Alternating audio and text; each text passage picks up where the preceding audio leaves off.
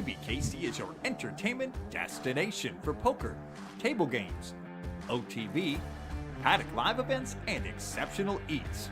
The Paddock Restaurant is perfect for meetings, corporate functions, parties, fundraising, and more. Call 561-683-2222 extension 199 and book your next event today. Sizzling Summer August High Hands at PBKC. Now every 15 minutes, 9 a.m. to midnight. $15,000 cash giveaway on August 30th. Also this month are August Progressive High Hand Weekends with a $100,000 bonus giveaway. Win extra cash for qualifying hands. Miss it today, win more tomorrow. Visit the Poker Room for more information.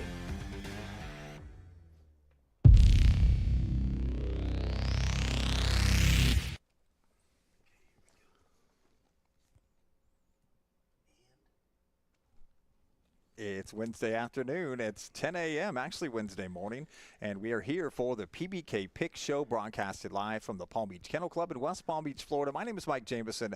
I'm the host of the show. Sitting to my right is the president of PBKC, Mr. Pat Roney.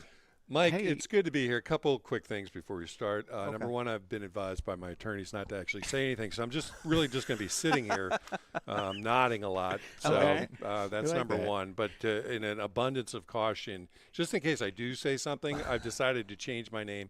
So please refer to me now as Pat McGroin. So Pat McGroin. We're off. Got it. All right, okay, good. and behind us is Noah Carbone. This is great. It's great to have Pat back. It is. Yeah, we needed an injection of some kind of some kind of conflict and some kind of Listen, I'm your guy. Definitely, I'm your yeah, guy. yeah. Apparently, Yeah. I'm a lightning rod. Yeah, we here, need- right? You guys didn't know He it. is a lightning Man, rod. people really value my opinions on things. Yeah. It's great to have Pat McGroin here on the show. Ernest is off this week. He's taken the first show he's ever taken off. So I'm thanks. shocked. I'm like, where is the big Yeah. guy? Where's Ernest? Like he's yeah, on a earnestly plane vacationing. right now. Yeah, earnestly vacationing. He's off to New York right now. And now we're going to talk about everything going on in sports, especially the NFL. We're going to start by talking about Feast and Football, which is the best place to watch NFL. And that is every football Sunday, September 7th to January 4th. It starts on the 7th, the first regular season Sunday. And they have quite a buffet. I actually have You have a all the list? stuff. I have the list. All right. $25 per person, or the buffet is free if you bet $25 or more that day of at PBKC with the Hard Rock Bet app. They got Italian hoagie bites, garden salad, roasted pork loin, chicken wings, pretzel sticks with beard cheese. That's my favorite. A lobster mac and cheese, Italian sausage with peppers and onions, olive and cheese tray, spinach and artichoke dip with tortilla chips, and assorted desserts. So you can't beat that. No, you go to No. whatever that place is, Fluffies or whatever is. You I don't can't. remember You what it's cannot called. beat it over $25 with a bet. You can't No. beat that. Yeah. No, and you could essentially come each week And win money. and win money and have the buffet for free if you're betting on the Hard Rock Bet app right here at PBKC. So you can't beat Feast and Football every football Sunday. For more information, call them 561-683-2222, and that is extension 199. I don't know if Pat knew it or not, but yesterday we had our fantasy football draft. All right, don't influence him. And we're gonna get an assessment from somebody outside. Mr. Yeah. McGroin here is going to take a look at it Yep. and get a clear assessment. Don't influence him, Yeah, Mike. We, we have the teams. Yeah, myself and Noah are actually going head-to-head in the first week of the NFL. Noah was really confident going into the draft, and he didn't seem happy afterwards. All right, so here's the teams. I'm going with. I got Burrow. That's pretty good. That's very good, right? Compared to Mike's Brock Purdy. Brock Thoughts? Purdy is. I mean, Purdy's one of those guys. He's going to get the yardage. He's going to get his touchdowns. The only issue I have with San Francisco is I don't know what the receiving core is going to be because Ayuk is hurt. The other guy from Florida is coming off an injury, so I don't know who he's going to be throwing to besides the tight end there. But as long as they got Christian McCaffrey, I think San Fran's going to be okay. But from a fantasy standpoint, they're he's going to get his yards and touchdowns and everything else. So Yeah. but I would much rather have Burrow. Thank you. See, and Alvin Kamara, he's got Kamara. Alvin Kamara's 47 years old. I have Jonathan Taylor. That was one of my top picks. I like him. Okay, I like that guy. one. Yep. Then we got he has Pacheco from Kansas City. I had to reach. I needed another running back. I took Tyrone Tracy Jr. of the Giants. I wasn't like super psyched with that pick, but I kind of had to. Just so you know, wow is not good. Yeah, wow is not good. He's got A.J. Brown. He's a homer. That's I don't know why he picked him. But I had the first pick in the draft. I took Jamar Chase. Yeah, but with that, so as Jamar Chase does, so does Joe Burrow. So I got him a little handcuffed there. Yeah, in a few ways. Yeah. He got St. Brown, and I took Mike Evans. How can you go against Mike Evans? The guy's going to get his touchdowns. Yep. Then he has Hawkinson. I have Brock Bowers, the number one tight end. I like Brock NFL. Bowers too. Yep. Definitely. He went with the rookie Travis Hunter. I think he just mistakenly picked him. That's just in my lineup now. I'm not giving you my real lineup until we get closer. I can't wait to see that. And then I took Marvin Harrison Jr., which I'm not excited about that. Basically pick. the same guy, if you think about it. Yeah, he's got the Eagles defense for some reason. I took the Texans. And my MVP right now, looking at the season, is Chris Boswell. That is my kicker. Yeah. I'm hoping he's going to have some, 20, 30-point weeks like he did last season. Yeah, so. I think you're going to have the edge on the kicker. Although Loop is supposed to be really good, but he's a rookie, so you never know how that's going to play out. But I'm leaning, just looking at this first blush, I got to lean towards Genius Champion. There we go. Yeah. I really like Burrow. He absolutely knows what he's talking about. Well, I like Burrow, and I like Eagles defense. I know that's not a huge thing in fantasy, but and except for Kamara, I mean, everybody else on there is a pretty good. And Loop's going to be a little bit of a gamble, but you got a weakness there in running back, Mike, and. And Texans as defense, I don't know. I mean, I think they're okay, but I think there's a definite edge the for truth Eagles. comes So out. The truth is here. He just made He speaks the truth. He's like on cloud 9 right now. This because is great. Nobody else says his fantasy team is that great. I'm projected to win by 5 points here, and I'm guessing it's going to be by many more than that.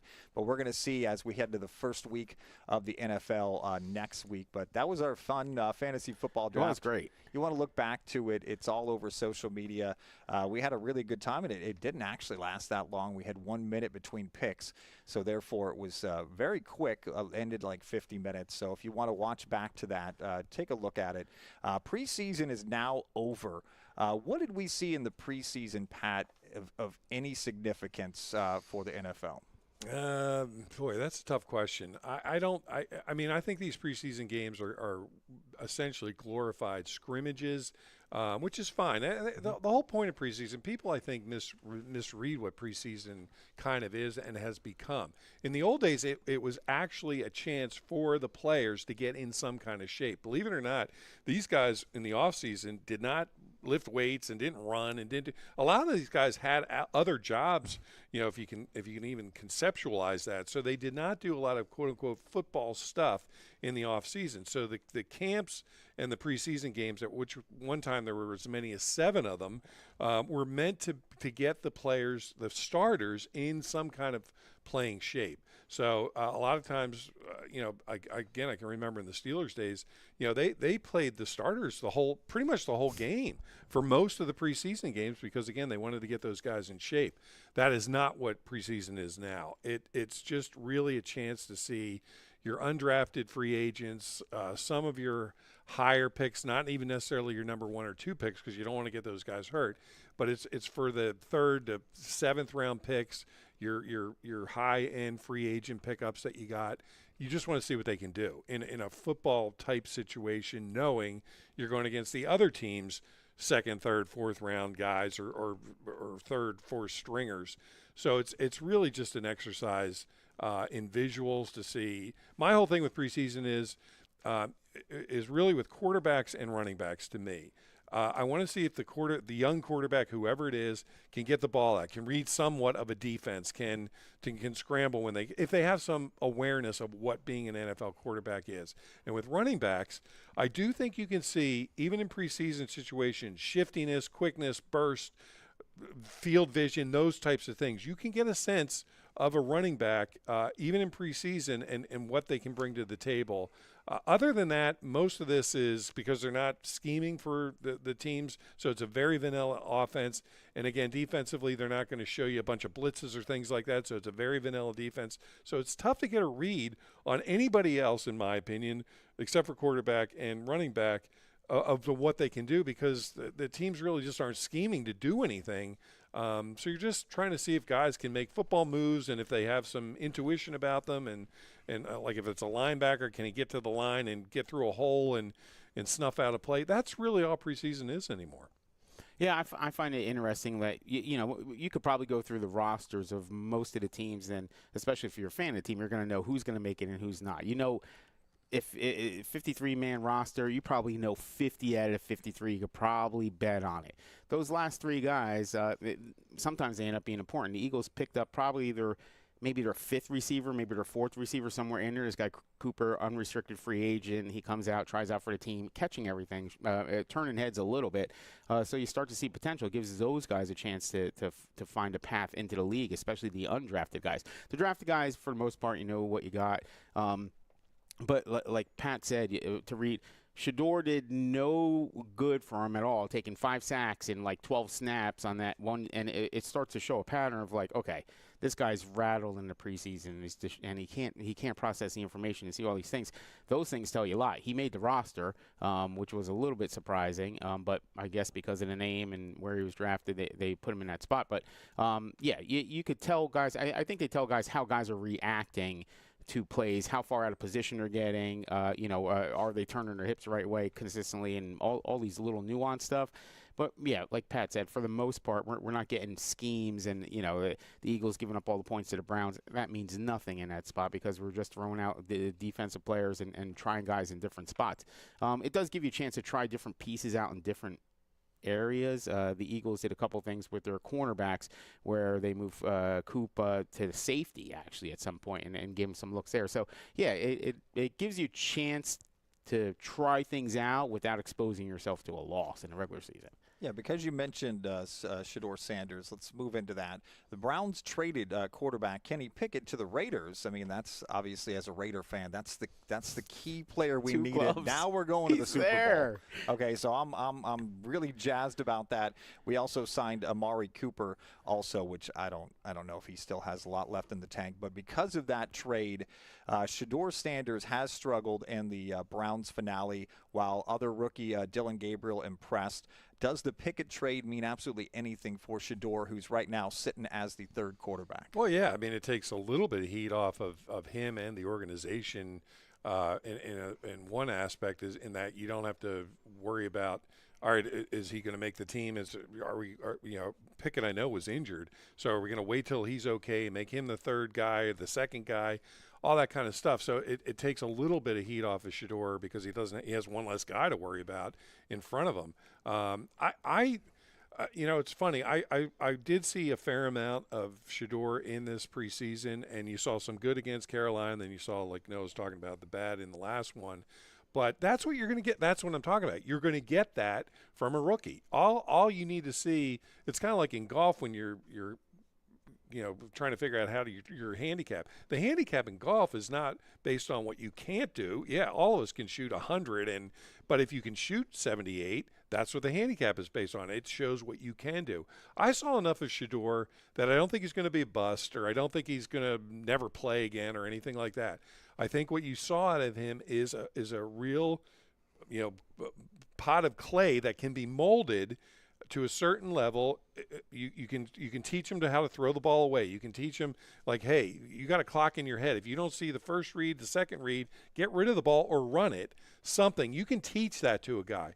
What you can't teach to him is being able to throw 20 yards over the middle on a bullet, which he did a couple times in Carolina, or throw an out pattern on a dime and those kind of things. So I think I saw enough of him that there's something there. It's going to be up to Cleveland or whoever ultimately ends up with Shedeur to get that out of him. There isn't an infinite time with him. He probably has a 2 to 4 year window to figure this out.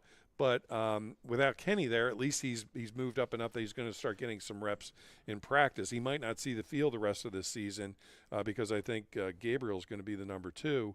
I don't know what's going on with Deshaun Watson, if he's even going to be able to play this year. But with all that said, Flacco is probably going to get injured at some point, so you're going to need to see Gabriel and then possibly some point Shedeur this season. It's going to be up to Stefanski's staff to figure out what they have with this kid and to try to get him away from just running, Fran Tarkington like backwards, and then taking the sack. You can't do that. You could do that in Colorado, but you can't do that here. This is where we need to see you be able to make decisions quickly and then get rid of the ball or run it. And that's what I think you can coach that in him, but we're going to find out. Yep, so you talk about preseason, what the value is there. So I think that Shedeur had a good game, and then there was a response to that, and the coaches recognized that response. Then he had a terrible game, in my opinion, and then he had a response to that. The coaches must not have totally hated how he responded to that, whether he was receptive to being coached up or how he's going to make adjustments moving forward. So maybe they saw something of value there, and they're like, okay, we can actually work with this. There's workable and coachable, and there's uncoachable. So if he was uncoachable after that, I think they would have went in a different direction. They must feel he's coachable at some point, or somebody could bring him around, or whatever it's going to take to get it right. And there's a value there because in my opinion, he has. There's 2 parts that go into in a quarterback. Obviously, there's a cerebral part and then a physical part, and he can make the throws. He can make them all. You see it. Can he put the rest of the pieces together to process the information and make correct decisions instead of, like Pat said, scrambling back and rolling back left and right? Quicker decisions. That's you see it. It's not going to work. Make that decision right there, right then. Throw the ball away and move on to the next play. And good news for the Raiders is that the last team that Kenny Pickett was the backup on won the Super Bowl, Mike. We're going all the way. Now, I will say this, though, Noah, to that. Because he was a 5th-round pick, and this is how the NFL is strange and how it works, he does have a shorter lifespan rather than Kenny Pickett does in a weird way. Because Kenny Pickett being a 1st-round pick, whether he deserved that or not, now he's on another team. Right. If Kenny Pickett was probably a 5th-round pick, he'd be out of the NFL by now. Mm-hmm. But because he was a 1st-round pick, you're going to give him more and more of a chance. Whereas with Shedeur being a 5th-round pick, whether he deserved that or not, he might only have this team and maybe one other, and then teams might be like, yeah, that's why he was a 5th-round pick because something was up with him, and we can't coach him or whatever. I don't know if we've seen another situation similar to this. They had him super high, and then he fell, and he's in the 5th round. He gets drafted, and then whether he can respond. I don't know if there's anything. I couldn't think of anybody who's comparable that had the same kind of situation. I think he's very similar to what we're dealing with Richardson, where they're like, this guy's the greatest, and he's going to be awesome, and then he struggles, and now they're like, okay, maybe it's not, and now their hands are tied a little bit because they took him so high. Yeah, talking about the Sanders family. So Shiloh, who was playing for the Tampa Bay Buccaneers, was ejected for the last preseason game for throwing a punch, and then he was released from the Tampa Bay Buccaneers, who were pretty high on him. They said he had a chance of making the team and making the cut and making the 53-man roster, but after that ejection, they saw something. They got rid of him. My question for you two is, will either Sanders brother be on an NFL team in 2 years? Well, I think, as we just talked about Shedeur, I think he will be. I think Shedeur's at least got a couple years, maybe 3, to prove something to somebody if it's not Cleveland. Shiloh does not have the buzz that Shedeur had. I don't even remember much of what he did in college. I guess he's a defensive back, so I don't remember a lot of outstanding plays and things like that. But he made it to the NFL, even though I think he was an undrafted free agent, so somebody wanted to give him a chance. If you watch that particular play that he punched the guy, to me now listen, there's a lot of bad plays out there. The tight end was like driving him into the end zone. I would have punched him too. Yeah. So I'm like, I thought it was a way overreaction to somebody that in a way was just kind of defending himself. If you watch that particular play, the tight end, again, in my opinion, went way over the top in terms of blocking him. So maybe they were just looking for an excuse to cut him, But if you're basing it strictly on that play, that's dumb. Guys throw punches all the time in practices and in real games, let alone preseason. So if that's strictly the reason they got rid of him, they didn't believe in him at all, I think, because that play is specifically was a punchable play. The guy should have been punched. I was thinking the same thing. I was going to bring that up if you didn't. This guy, he's getting, and from what I understand, the play was over. This thing was done, and he's driving him. The same thing happened in Philadelphia. I forget which game, but one of the big linemen got a hold of Slay and drove him through the end zone into the tunnel, and it started a big fisticuffs, and punches were thrown, and nobody got thrown out, and we went back and played the game. Like this thing, I thought that was an overreaction. You almost want it. Do you want a guy? Let's say this: you want your defensive back to get manhandled, driven into the thing, and just lay down on the ground and well, that's terrible. Or do you want a guy who has a little scrap and a little fight in him? I don't see it as a negative. You could call it that. You could call it that as a negative that he punched somebody. But if he came back and he's like, listen, I'm not going to let him do me like that, then that's a different story, and that's the way I felt. But as far as either of them being in there, Shedeur is going to be given a couple chances, and a couple people will take flyers on him and try to figure it out. 2 years over, I would take it. Yeah, the fight when he was punching, I think it was Kincaid who he was fighting with on the field, reminiscent of when Dion and Andre Rison went at it. That was one of my favorite NFL was a good fights. One. That was a good one. I really enjoyed that one. But now we're going to talk about, earlier in the week when I was putting this outline together, we were still talking about the Bengals not signing their guy. Obviously, all throughout the summer, we've been talking about Scary Terry, who now has signed with the Commanders. But there's one left. There's one piece of the puzzle. The Cowboys' defensive end, Micah Parsons, still has not signed. That one preseason game, he was kind of like taking a nap on the table there. So how are we feeling about the future and the early season of the Cowboys without Micah Parsons? I still think Jerry's going to sign him. Jerry sometimes waits till, I think with Dak Prescott, he waited till like an hour before the opening game and signed him. So this might go down to the wire, but I think Jerry realizes that without Parsons, not that Dallas is Super Bowl material anyway, but if they want to pretend like they are, they have to have this guy in there. So I think the deal still gets done. I just think it might end up being very, very last minute, and then somebody's going to have to break a little bit. Maybe they both will and come to some kind of an agreement. But I still think this gets done.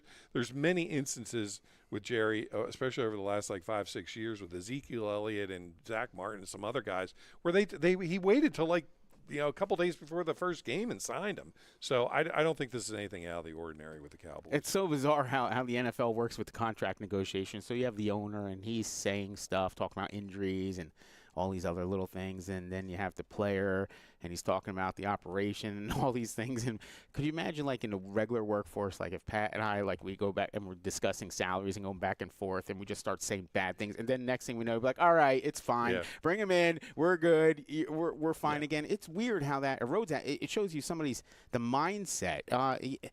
Maybe just run your contract out, and if you don't like it, then you just move on instead of doing all these things, and it turns into drama, and it's a distraction. But as far as Mike is concerned, he's worth – so I did some research and tried to figure out, using ChatGPT, how many points per game would Micah be worth, and they had him at 2, maybe 2.5 points per game with the pressures he puts in some other things. And he wants, second only to quarterback money. He wants right there. Quarterbacks are worth a good quarterback's worth 6 to 8 points per game, and bad ones are worth -10. There's a wide range there. So do you need them to have a scheme in Dallas? Probably, because they don't have a lot of other pieces to offer. They don't have a lot of other things going on for them. They don't even have a definition. Their definition of defense is Micah Parsons. So if you don't have him, you don't have that. They already sold all the tickets, they said, to the whole entire 90,000 seat arena. So it's not to sell tickets. But if they want to win games, they probably got to bring him in. The last part that comes in is they talked about it today, is that he might not be able to get up to game speed in time because he hasn't been practicing and playing and doing reps. So we'll have to see how that goes too. Yeah, I would love to see Noah hold in the poker room. And hold you know, hold he- in or out? Just Hold hold in. in. So show up in my So you gym, just show up and my you don't gym do anything, shorts. like- we- You guys do whatever you want. Right. Yeah, my gym shorts and sweatpants and just like hang out. We come into the poker room and he's laying across Wherever, table 27. yeah. there, We have a meeting taking today at nap. 1:30. I'm just Yeah. gonna go sit in the corner and just hang out and like, Yeah. how's That- everybody Talk to my doing? agent. Yeah. Yeah, that's what I'd love to see.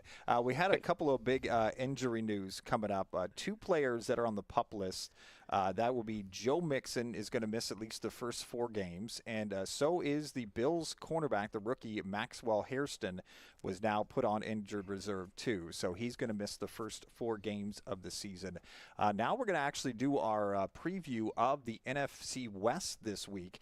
The NFC West, that is the Arizona Cardinals, Los Angeles Rams, San Francisco 49ers, and the Seattle Seahawks. Last year, the Rams went 10-7, Seahawks 10-7, Arizona went 8-9, and San Francisco had a real bad season at 6-11.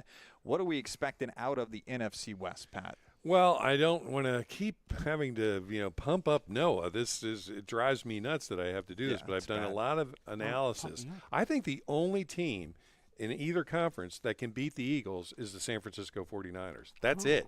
I've gone through everything in my head. I think Detroit's going to be in a down year. I don't see anybody else. Green Bay in that division. In the East, everyone's talking about Washington and all that. They'll probably take a step back this year. They're not going to be horrible, but when teams get film on the quarterback and all that kind of stuff, then they usually take a step back, at least for a year until they get things cranked up again. So there's nobody in the NFC East that I think is going to do anything with the Eagles. The NFC South is terrible. So the only division in the NFC that has a team, in my opinion, is the 49ers. Now, you're putting a lot on them because, like you said, Mike, they had a terrible year last year, mainly driven because of injuries. They still have some big question marks at wide receiver. They did lose, Debo and some of their key guys from there. But I just believe with Purdy being healthy, under contract, with Fred Warner back there on defense, with hopefully McCaffrey being healthy, that's the only team. I think they'll win that division relatively easily. Stafford's hurt. I just don't see much out of the Rams if he's really hurt, which I think he is. And Arizona and who's the other one in that division? Seahawks. Seattle. So you got Sam Darnold there. I think there's going to be a transition year with him there. And I do like Arizona, but I don't like them enough to say that they're going to upset San Francisco. So with all that said, San Francisco's, I think, going to be the dominant team in that division. And again, for my money, they're the only team in the NFC. And if you want to really look at it, including the AFC, that I think can put up any kind of a force against the Eagles based on everything that the Eagles have going for them.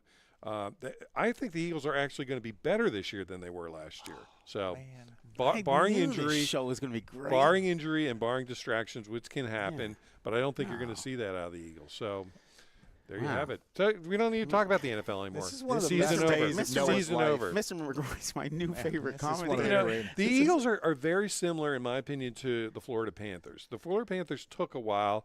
They're building, and then they finally get there and they win. They have to go through a loss, then they win. Now the Eagles they know they're good now. The Eagles know they're good. They killed the Chiefs last year. You don't need to fall back on, well, we got lucky on this or this happened. No, there was no luck involved. They dominated them. What have any of those teams done? Any of those teams in either league conference have done to significantly improve themselves over this year? In my opinion, nothing, except maybe, again, San Francisco getting healthier. But all the other teams should be taking a step back a little bit, or they're getting older. In the AFC, you're going to have Baltimore, Buffalo, and Kansas City. That's it. And they're all getting a little bit older. And none of them have been able, with the exception of Kansas City, but none of those other two teams have been able to punch through. So the Eagles know who they are. They know how good they are.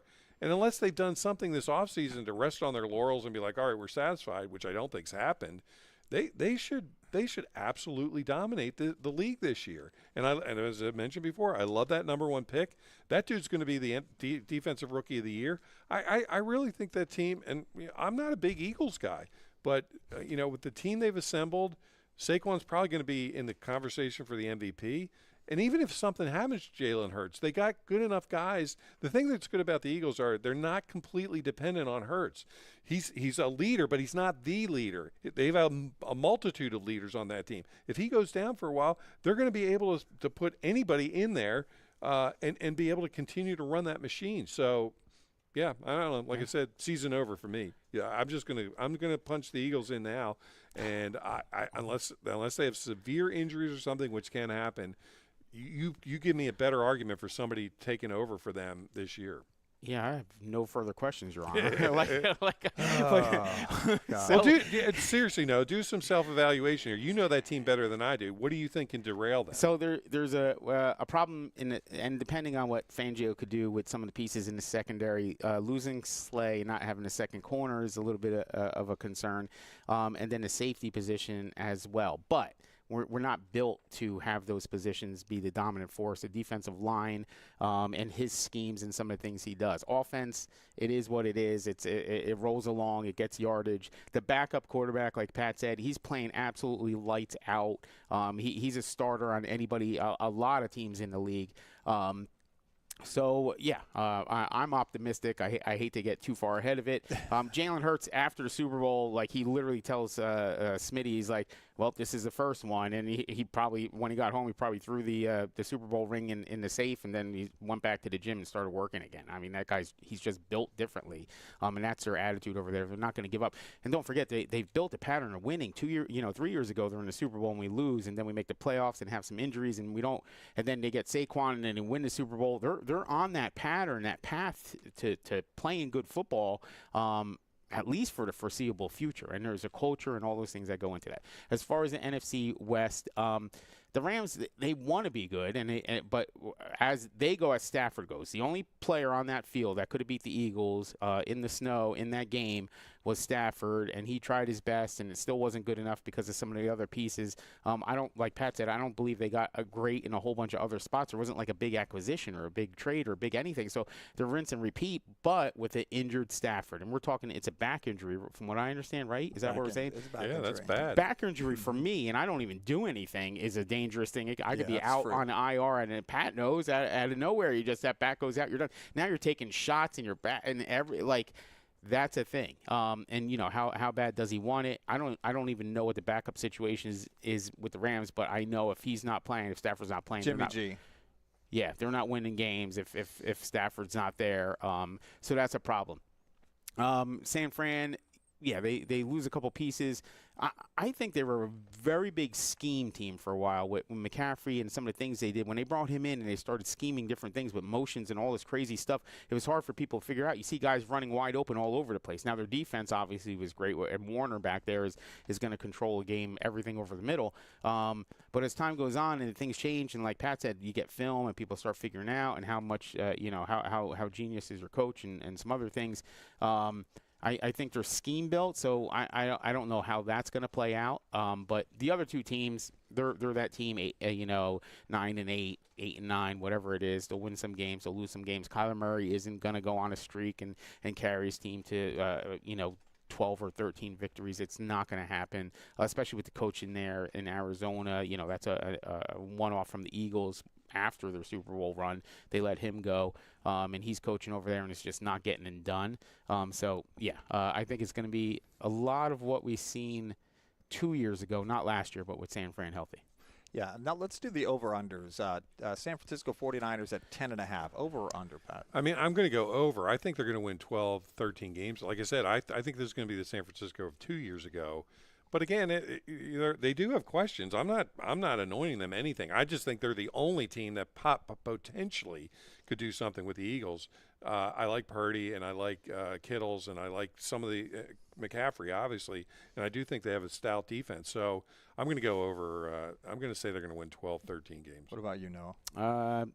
I could go with the over. I could go with the over with San Fran. We're all on the over San Fran. The Rams, 9.5. I still think the Rams are a decent team. Obviously, I thought they made some moves last year that surprised some people that they got as good as they did. But that injury, when you're 37, 38, how old is Stafford? Whatever age he is, back and neck affects everything. You can play through like a hand or a foot or something like that, but if your back is hurting you, you can't do anything. So I'm going to assume that that's a fairly serious injury for him, and it's going to limit a lot of what he can do. And boy, 9.5 is right on that bubble. I'm just going to say under, but barely. I think they win 9 games. And it's funny that it's 9.5 because we had San Fran. That's an over, and then you come up with LA next, and obviously the odds makers are thinking similar to what we're thinking, that they're not as good as last year. They won 11 games last year, is what I believe they did. You could maybe go over, but they're going to end up on the road somewhere in the playoffs again, and they're going to run into the same situation. Yeah, no, when the signing of Devontae Adams, I think it's going to be good, but that's only if Matt Stafford is healthy. But I'm going to take a chance that Stafford can stay on the field, and I'm going to go over 9.5. Now we're going to go to the Arizona Cardinals, 8.5. I actually like the over on that one. I think the Arizona Cardinals are one of those sneaky teams that should be better, because Murray's just one of those guys. He's hard to bring down, and as he goes, that team goes. I think they have enough talent on that team to win 10 games and again, surprise people. I think people might take them a little lightly and then overlook them, and then you end up losing to them. So I think they win 10 games. I don't think they do anything really in the playoffs, but I actually think they finish ahead of the Rams in that division. Wow. I'm going to go with the under on that. I have that little faith in Kyler. We're not seeing progression. We're seeing the same thing over and over. And again, another team, you talk about teams that aren't making moves and a lot of different changes, and Arizona's one. The coach is in his 3rd year now, I believe. I don't know we're going to see a whole bunch of new offense out of those guys. Yeah, I'm going under on the Cardinals, too. And last but not least, the Seattle Seahawks at 8.5. I'm going under on that one. I really think who's the coach there now? Who is the coach there? I don't know, unless it's some young, offensive guru. I don't think Sam Darnold's going to play nearly at the level that he did last year under O'Connell at Minnesota. So I think he takes a major step back and reverts to whatever he was doing with the Jets. I just don't see a lot there. Like, they lost Metcalf. Name anybody on Seattle except for Sam Darnold. I can't think of anybody on defense or offense that's you're like, oh, he's a player. They don't seem to have anybody. So I'm taking under. I think they win 4 or 5 games this year. Yeah, I think they're going to struggle also. That's a solid under for me. Yeah, we're all in agreement on the under in the NFC West. San Francisco, I think we all are in agreement, are going to win that division. And that was your NFC West preview right here on PBKC Picks. And now we're going to talk about a little contest we're going to have with our picks each and every week. We're going to put out a link from CBS Sports. And what we're going to do is every week you're going to be able to come on and pick the winners of these NFL games. And what we're going to do is each and every week, the winner with the most picks is going to receive a ticket to Feast and Football in the Paddock, which is awesome. And at the end of the season, we're going to draw for a live poker tournament, a live table poker tournament. We're going to pick 9 winners, randomly picked throughout the season's top weekly picks. And if you choose not to play in the tournament, we're just going to go on and pick somebody else. And that tournament will be the week of the Pro Bowl. So we're going to put that link out from CBS Sports later today, so you can go ahead and start getting your picks in for each weekend to be eligible for that poker tournament. At the end of the season, Pro Bowl week, you have to play each and every week. You have to put your picks in. So look out a little bit later on social media all over the place. We're going to put that link to the CBS Sports line, and you're going to go in there and start making your picks like we do each and every week. It's going to be a lot of fun, so check that out. Now we're going to talk about what's going on in Major League Baseball. Haven't talked to Pat in a long time. Mariners, Cal Raleigh, he's made MLB history already by passing Salvatore. Now he has 15 homers or 50 homers on the season. I don't think he's going to catch Aaron Judge's home run lead. It was over 60. But how are we feeling about Cal Raleigh right now? Yeah, I mean, obviously, congrats to the guy. You always thought like Johnny Bench or somebody else as a catcher would have had 50 home runs. It's sort of a position where a lot of catchers are big, stocky, squat type guys that can hit the ball a little bit. Pudge Rodriguez. Another one. Yeah, it just seems like there would have been somebody out there that would have had 50 home runs, especially in these later last 20 years. But yeah, I give the guy a lot of kudos. He's kept Seattle really relevant this year. They're actually a pretty good team, and they might do some damage in the playoffs. But for him to do that, you got to take your hat off to him. Yeah, most lineups like the catcher's bats 8th, maybe 7th or in there, but yeah, he's their guy, and to get that at him, and I guess it has something. I never understood why catchers weren't the batting 4th or 3rd consistently, and I guess they must spend a lot of time on their other craft of catching and throwing guys out, and they must invest time in that. It must takes away, almost like a player playing both ways in football, where it takes away from one side or the other. That's the only thing I could think of. But this guy's debunking that myth. He's like, catchers should be able to hit too. So what a great run by him. Yeah, no, but Pat mentioned Johnny Bench, and when we had Johnny Bench here a couple of years ago in the paddock for a luncheon, you shake Johnny Bench's hand, and the guy had a mitt for a hand. He had the biggest hand I've ever. I mean, I never got to meet Andre the Giant, but this guy had just the biggest hand. He was able to hold like 8 balls. He spends most of his day with his hand trying to stretch it out. I can. Yeah, didn't he hold 6 balls in one hand? 6 or something? balls Really? in one hand. Yeah. It was crazy. But shout out to Johnny Bench, one of the greatest ever. But Cal Raleig's having such a phenomenal season. Now we're talking about another catcher, Wilson Contreras. It just came out today. He's been suspended 6 games by the MLB. He was trying to throw a bat towards the umpire, actually hit one of the assistant coaches for the Cardinals, and he's getting a 6-game suspension. That was against the Pirates the other night. Wilson Contreras is honestly one of my favorite catchers in the game. I think he plays multiple positions now. But how are we feeling? This is the second time a bat's been thrown in baseball. It was in the minor leagues. It was thrown a couple of weeks ago. How are we feeling about this? I'm actually surprised guys don't throw bats more, to tell you the truth. In the fit of anger, and you're literally out of your head. You're seeing red. And you got something in your hand that is heavy and, could do some damage. I'm surprised guys have enough self-control to not throw more bats. But with that said, obviously, if you throw a bat, you're going to get suspended for some period of time because of the damage that it actually can cause. I think all this does is go back more to the argument that, whether we like it or not, and I personally don't really like it, but I understand it's going to happen, we have to go to the automated strike zone where some machine's going to call it, and that way, unless you want to throw the bat at the machine, which might happen too, then that's the way it's going to be. You're going to take that element, that human element, where you think as a batter that the umpire's biased against you or whatever and making bad calls, and that's a way to let your frustration out. So that at least would eliminate you being mad about a call because a machine's doing it. So I think it's just going to precipitate more and more the onslaught of technology into all of our sports, but specifically in baseball, where you're going to get that strike zone that the machine's going to call balls and strikes. Do we feel did he throw it intentionally at the ump, or he just threw the bat? He was trying to throw his bat. Yeah.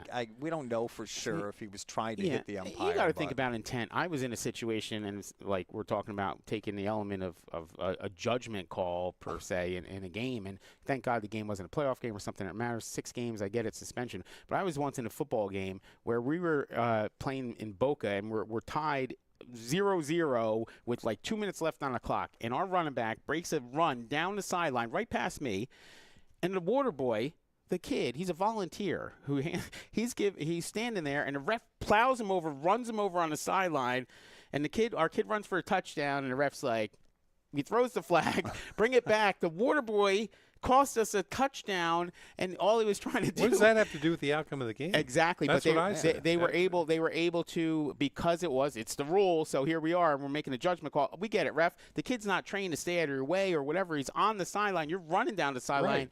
Right. So it's stuff like that. That's stupid. That impacted him because he tripped. Yeah. But that had nothing to do with anything in the game. Exactly. So when you start getting into that, maybe you talk about it after or whatever. But intent's everything. If the guy's taking a bat and chucking it, if he throws it off to the side or towards the dugout or whatever, that's a different story. Let it ride. Yeah, we have people checking in the chat. Bunner's talking about having a bad back. Obviously, He knows. Yeah, nobody knows like him.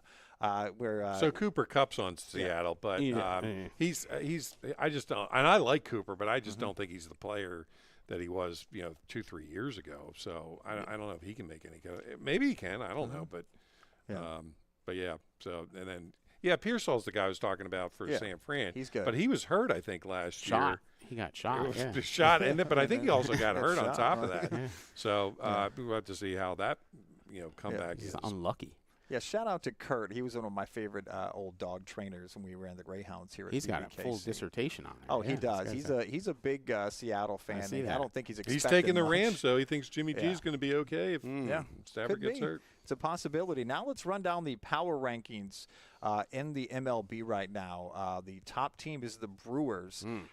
Tigers at 2. The Phillies. That's Wild. team at 3. No. Wild. Here we go. At 3, the Phillies. Blue Jays at 4. Cubs at 5. Padres at 6. Dodgers at 7. Red Sox at 8. Astros at 9.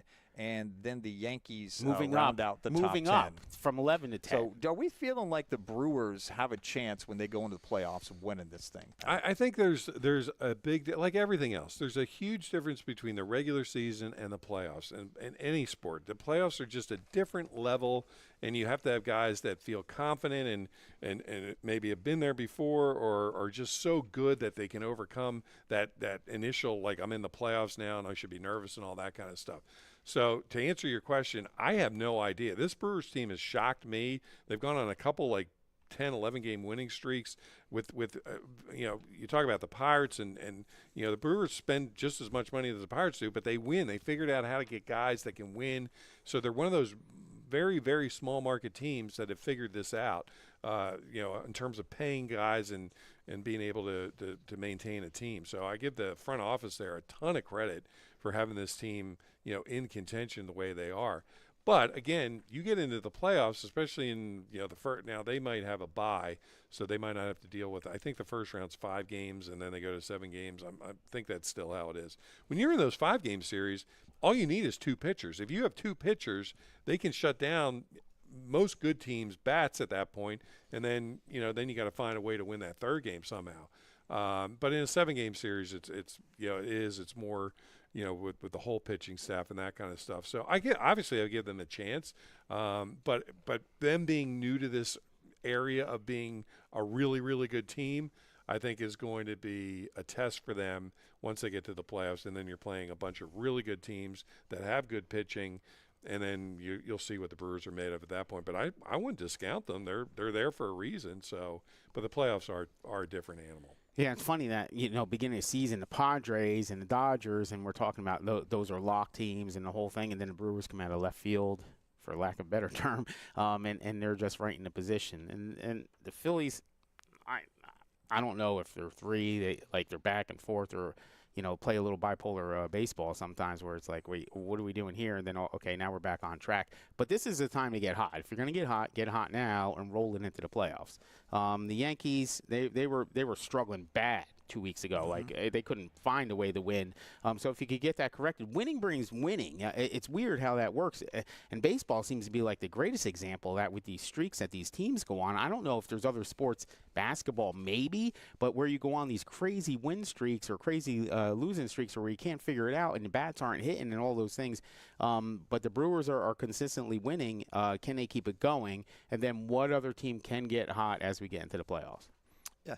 We actually got to talk about a new offer from Hard Rock Bet. They just came out with a new offer last week, and it's a new welcome offer for new Florida users. And the offer is if you make a first deposit of at least $10 and place a cash wager of $5 or more, if your bet wins, you got to win that first bet, you're going to receive $150 in bonus bets, and that $150 is credited as 6 separate $25 bonus bets, and those expire 7 days after they are issued. And you don't need any promo. Just go ahead and hit that one right there. We got the code up there. get your phone out, put it on photo, take a picture of that code, and then go to Hard Rock Bets, sign up right now, and you can get that offer. It is a great offer, and that is because we are actually marketing partners with Seminole Hard Rock, and it's offered by the Seminole Tribe of Florida. Got to be 21 plus and physically present in Florida to wager. Terms and conditions apply. If you're concerned about gambling, call 1-888-ADMIT-IT. That's a great new offer from Hard Rock Bet. Now we're going to talk about, we're not going to talk about the NBA. We stopped talking about the NBA a couple of weeks ago because there's not a lot going in the offseason, but one thing that is NBA related was the most expensive card ever sold. Almost $13 million for a one-of-one Jordan Kobe Bryant dual logo was sold partly to Kevin O'Leary, who is one of my favorite people from Shark Tank, Mr. Wonderful. He was one of the group that bought this card for $12.932 million. What do we think about that? Well, Noah would probably have more expertise on this. Number one, where was this card before? How much? Yeah. Who had it? How much did they pay for it? Because I never heard of it. Like to have a Jordan and a Kobe signed card. First of all, whoever came up with that idea to put those two cards together, that's a genius thing. Especially now that Kobe's gone. But how much did that card go for initially? And those are the questions I have with it. I'm not disputing. You pay whatever you think something's worth. Yeah. And obviously when Michael Jordan passes away, which might not be for another 20 years, the card will probably be doubled in value at that point.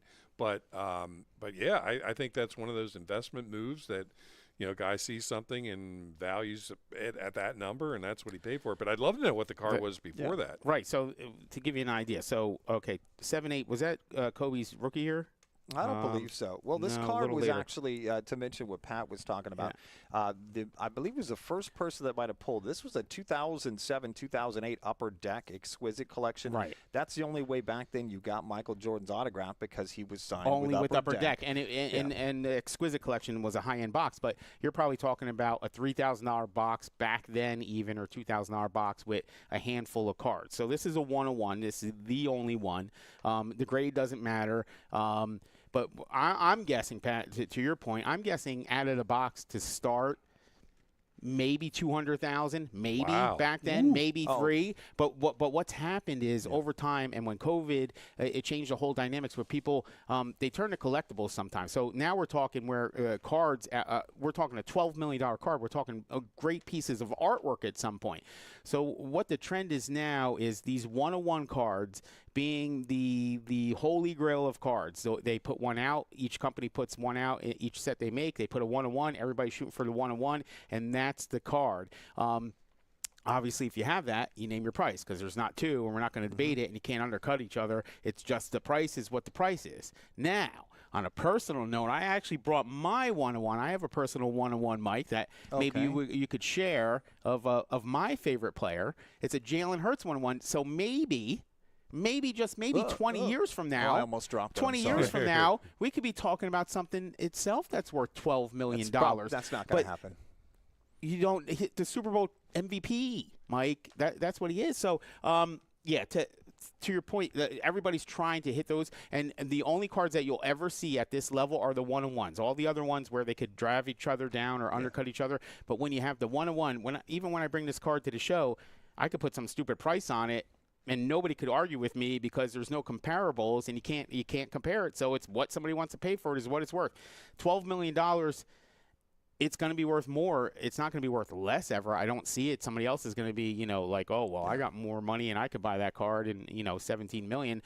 It's not because you want to look at it. I'll tell you that. Mm-hmm. Essentially it's a piece of cardboard with a one-on-one printed on it, but it's just that I got to have it. Who has that card? And they have that card. Is it the best card ever? I don't think so. I think there's some others out there, but it's a pretty good card. When you get to the Jordan and then LeBron, there'll be, Jordan, LeBron, Kobe cards and all that, and then you're going to start talking next level. Yeah, I mean, the card was actually graded a PSA 6, which is like absolutely disgusting.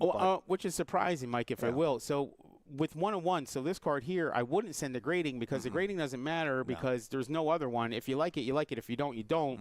You're not going to get a better one. So whether it's a 10 or a 2, it's the only one. Just what's your price? So that was a little awkward. Yeah, and speaking of card shows, we actually have another one coming up in October. So mark your calendars now. The next card show is coming up October, and the last one we had a couple of weeks ago was phenomenal. They packed the house. We probably had easily over 500 new people in here for that card show. So come to the one in October. Now we're going to talk a little bit about college football, which has already started.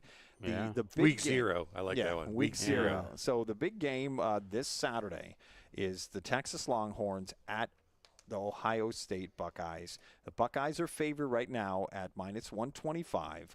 Having two of the top 3 teams in college football play the first week, how are we feeling about this game and the fact that this game is going to start this season? Well, I'm going to obviously, side with Ohio State because the game's at Ohio State. Ohio State, I think, is 3-0 against SEC teams at home, and you can look at some different stats, but them being the defending national champ.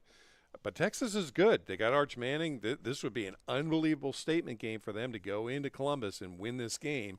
And the bizarre thing is, though, with college football, more than any other sport, the first game, even if you think you have a stacked house and all you just don't know what you have until you play that first game. You don't know how good Texas is. You don't know how good Ohio State is. We think they're both going to be really good, but we thought that about Florida State last year. You don't know what these teams are until they play that first game. And, that's why as a bettor, if you're going to bet on this game, you can absolutely take Texas, and they might blow out Ohio State. Who knows? They might be that good. But in all likelihood, I'm going to assume that Ohio State, being at home, they're going to be fired up, and being the national champs, they're going to find a way to win this game. The key to me is, how does Texas play? Does Texas play them tight? Do they give them a good game? Are they in it the whole game? Are they scheming with them well and matching up pretty well, and they just end up losing by a field goal or something? Fine. Texas is going to be fine. But if Texas gets blown out, then that's going to be a tell for me, like, maybe Texas isn't quite the juggernaut that we thought they might be. Yeah, well, what time's that game at, Mike? I believe it's like noon or 1 yeah, on I Saturday. got a huge problem. I like travel day for me, and like in the middle of the oceans, like something. And I'm gonna. I've been circled this on a calendar. I want to see Arch. I want to see how he is in this spot. This is his game. This is like, okay, is he who he says he is?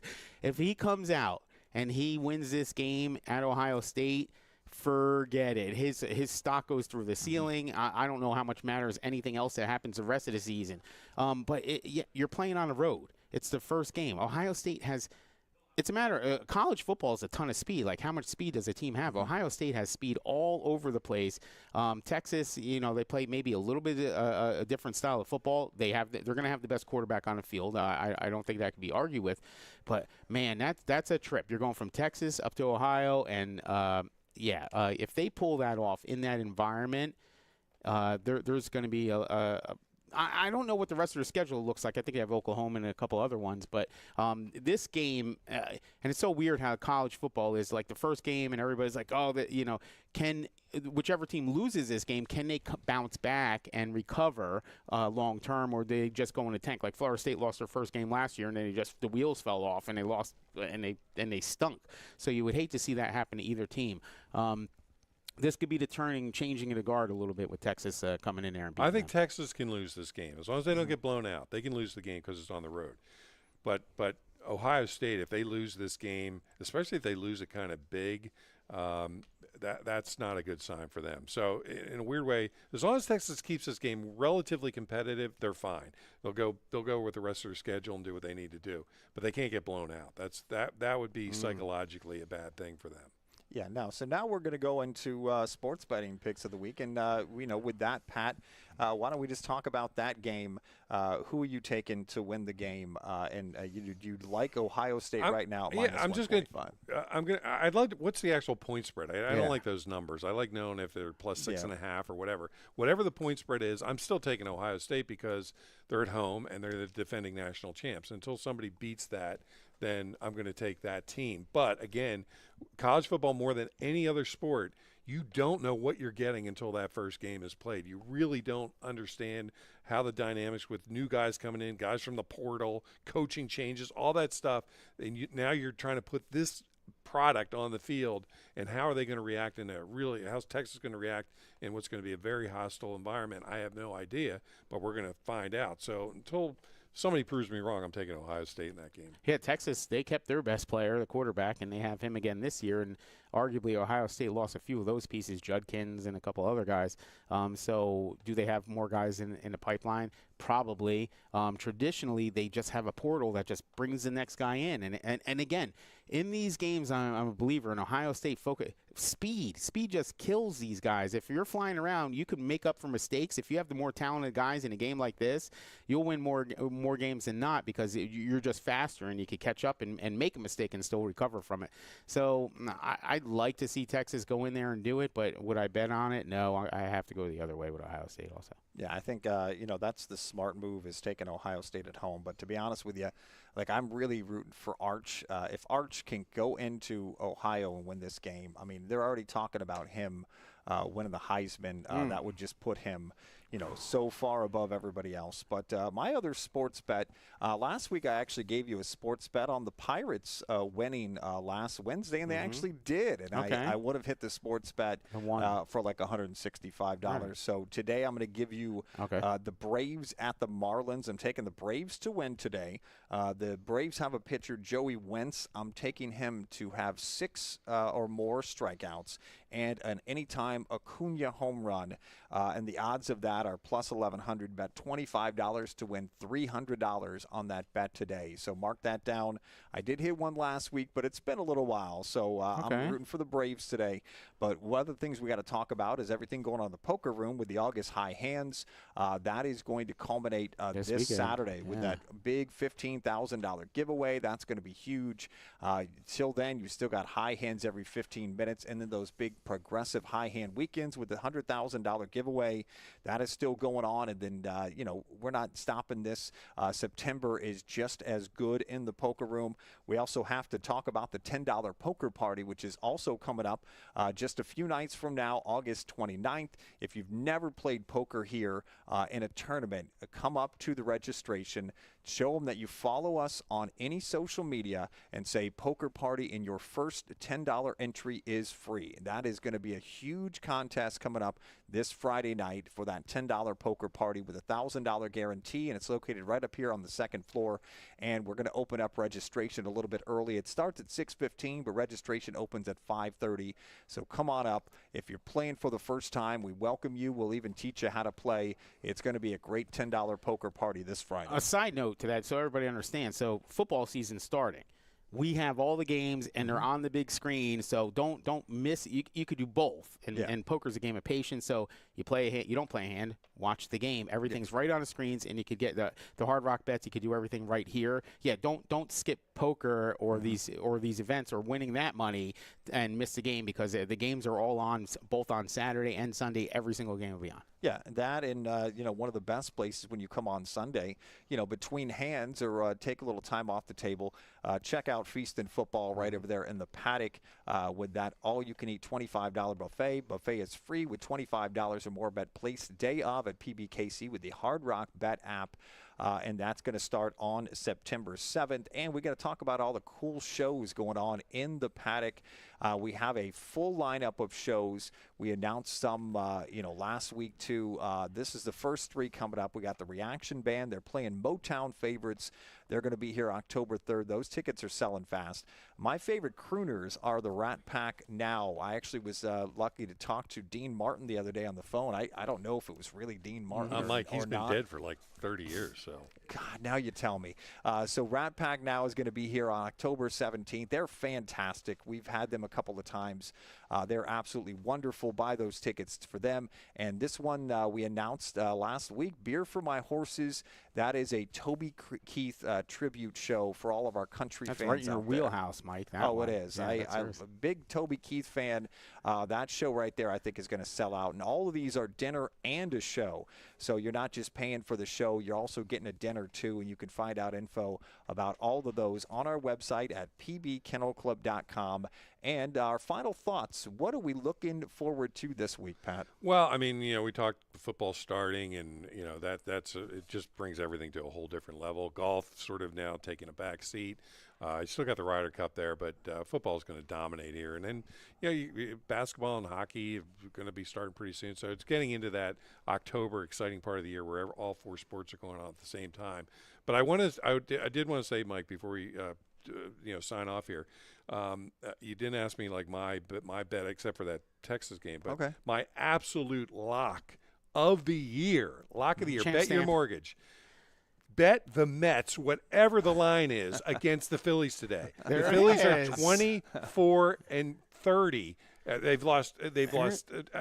They've only won 6 games in the last 30 at Citi Field or whatever it's called. Nice. You could put Chinese Taipei in Mets uniforms and they're going to win that game. The Phillies are absolutely horrendous at Citi Field. They cannot win. They were up 3-0 the other day. They got creamed 13-3. They were winning yesterday. They got beat with their number 1 closer. It's a lock of the year. Trust me, guys. Take the Mets. I don't care what the line is. That's the champ stamp for today. That's a big stamp. Yeah, I'm gonna tune into that. I'm looking forward to somehow being on a boat in the middle of the Pacific Ocean watching the Eagles game, because I won't be here for next week's show, and trying to somehow get it on my phone as the Eagles open the season against Dallas, because I don't pay attention to the schedule before I let things get booked for me. You don't have to worry about that game, though. You don't have to even watch it.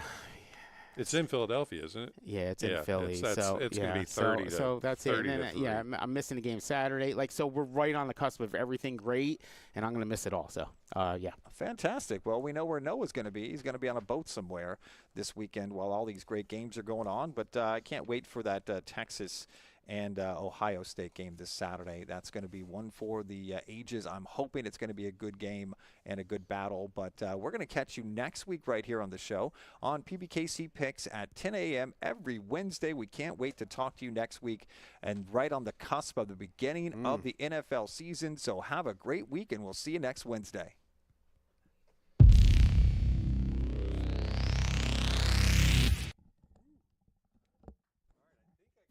PBKC is your entertainment destination for poker, table games, OTB, Paddock live events, and exceptional eats. The Paddock restaurant is perfect for meetings, corporate functions, parties, fundraising, and more. Call 561-683-2222 extension 199 and book your next event today. Sizzling Summer August High Hands at PBKC. Now every 15 minutes, 9 a.m. to midnight. $15,000 cash giveaway on August 30th. Also this month are August Progressive High Hand Weekends with a $100,000 bonus giveaway. Win extra cash for qualifying hands. Miss it today, win more tomorrow. Visit the Poker Room for more information.